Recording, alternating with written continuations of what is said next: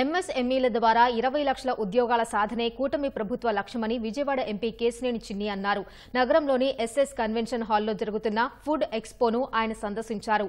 ఆహార స్టాళ్లు, పనిముట్లను పరిశీలించారు. ప్రపంచీకరణ పద్ధతుల్లో ఎంతోమంది ఇక్కడ ఔత్సాహిక పారిశ్రామికవేత్తలు 2 తెలుగు రాష్ట్రాల్లో ఉన్న అందరూ కూడా ఇక్కడ స్టాల్స్ పెట్టడం జరిగింది. ముఖ్యంగా ఫుడ్ ఎక్స్పోలో హోటల్కి సంబంధించిన సామాగ్రి కానీ, ఇవాళ ఫంక్షన్ హాల్స్కి సంబంధించిన సామాగ్రి కానీ, చిన్న చిన్న కాఫీ షాపులకు సంబంధించిన సామాగ్రి కానీ ఇక్కడ మ్యానుఫ్యాక్చరర్స్ ఉండటం చాలా ఆనందకరమైన విషయం. ప్యాకింగ్ మ్యానుఫ్యాక్చరర్సే కాకుండా సొంతగా హోమ్ ఫుడ్ అంటే మనం రోజు చూసే రోటీ పచ్చళ్ళు కూడా ఎక్స్పోర్ట్ చేస్తున్న విధానం చాలా బాగుంది.